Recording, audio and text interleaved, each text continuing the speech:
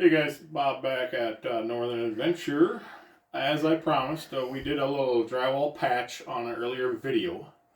Now we're going to go through the different type of drywall compounds that we would use in the professional level of drywall finishing. This is more aimed toward a homeowner that doesn't feel that they can handle these small jobs, and I'm trying to show you that you can. So, if you're doing a whole house, there's three products that guys like me are going to use. We come in, drywall the house, and then we got to start prepping for the drywall finishing. So, we need to get product on the job. So, three products that I use on a normal basis. Easy Sand 90 is one of them. Now, Easy Sand 90 comes in the form of a powder. You can get it in Durarock brand, but Sheetrock brand is what I like to use, and I use the 90 weight. They do have like 5-minute. You can buy this in smaller bags for little patches. We're gonna be patching this today. I'm gonna show you that in a few seconds. We're gonna go over the different kind of muds first, but. They got 5-minute. I think they have 20-minute, 45, 90, and 210. I like buying the 90. It doesn't set. So the 90 is, it does mean that if using cooler water, typically it takes about an hour and a half or 90 minutes to start setting up. Okay. The nice thing about this product is if you have big imperfections in your wall, it doesn't matter how thick you put this on, it still dries. If you use this product or the other product on the floor and it's too thick, it'll take forever to dry, okay?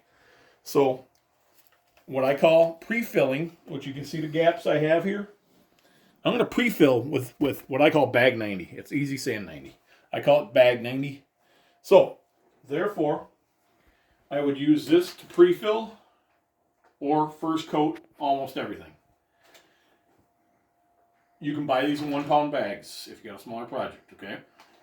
Now the two other products is all-purpose, or what I basically call green lid. It's all-purpose joint compound, and then we have +3 joint compound. Typically on the bigger jobs, I would have all three products there for different uses, okay?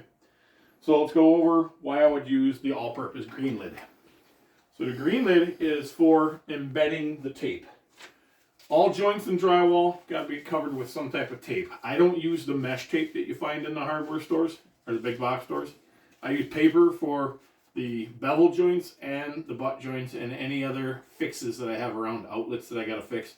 I use all paper tape, okay? This comes in 250 to 500 foot rolls. So I bed my tape. I loosen this up with water, and then we mix that with a mixing paddle. We put it in our knife pan. I have a stainless steel one here. And then I'd apply the mud to the wall, which I'm going to do with the Easy Sand 90. And then we'd bed the tape. That's my first coat of the drywall process. This is for any imperfections I have and bigger gaps. I got to fill them with this, let that harden up. My dog wants to help it, or she wants to learn too how to do this.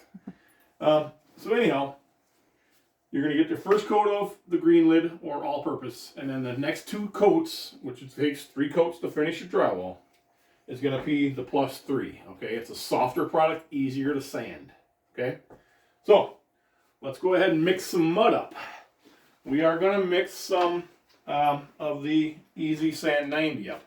I did already put some in a cup just so I don't dump it out in the middle of the room here. It's powder form.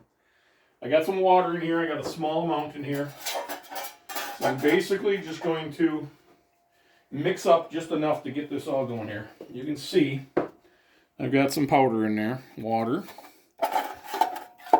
I'm not using much water. I'm going to get this mixed up. It's a little loose. Stay right on this if you would. And I'll show you the consistency I like to use. So just use my knife. If I'm mixing up a bigger batch, I'd dump this in a bucket with some water, like a half a gallon of water. And I would mix up a half a bag at least at a time if I'm on a large job.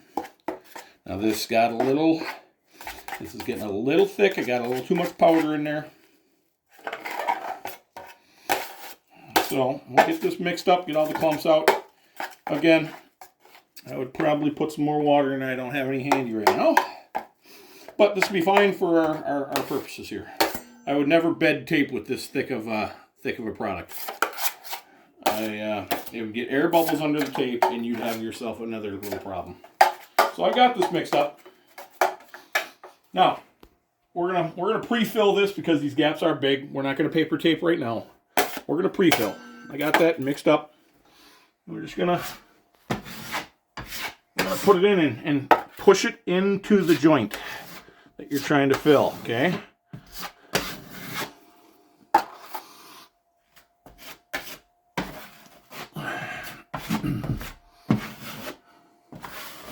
Take all the product back off, okay?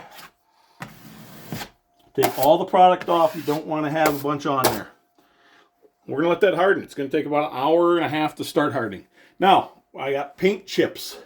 My son's room, he had some stuff he taped on the wall. The paint actually measures a thickness. So if you can't just paint over this, you're going to see where the chip was. Butter that up with a little bit. Take all the product back off. Don't build it up. You're going to build it up in 3 different coats, maybe 2 on a paint chip. Again, I can get inside that corner there. I'm going to sand this all off. So don't get too excited about what I'm doing here. Take all the product back off. Again, you see the paint chips up here? Hit it with this, okay? So, any loose paper you have on the drywall, you want to get that cut off, okay? So this is done. It's ready to dry. Then I'll come back and do some paper taping. So if you have wall anchors in the wall, over here we have where a sign was hung. You can't get that out. Take a screw. Just loosely put it in there and pull it out. Now, the trick behind this, if you feel the hole and any of the paper is pushed out, like up here, I can feel that. Don't get too excited. We got to push that in. You got to dimple that in with your knife. Dimple it in. Smear coat the whole thing. Okay? Pretty simple. Whoa. Again, got a little dimpled out. Whenever you put a screw in the wall, it sometimes dimples the paper out toward you. You got to dimple that back in with the end of the knife. Push it in. Smear coat it. Take it all off. All right. It's going to take about 2 to 3 coats just to fix that. Light coats, but still coats. We're going to come back in a couple hours and paper tape this. We're probably going to use, to paper tape, we'll probably bed that paper in with the all-purpose. And then we're going to come over it with 2 coats of the +3. Again, the green lid and the blue lid, the all-purpose and the +3, you can buy those in small containers also, 1-gallon containers. A lot cheaper for a small project. Okay, so if you got any questions, please leave comments in the comment section. And like and subscribe to Bob at Northern Adventure. Bob out. Thanks, bye.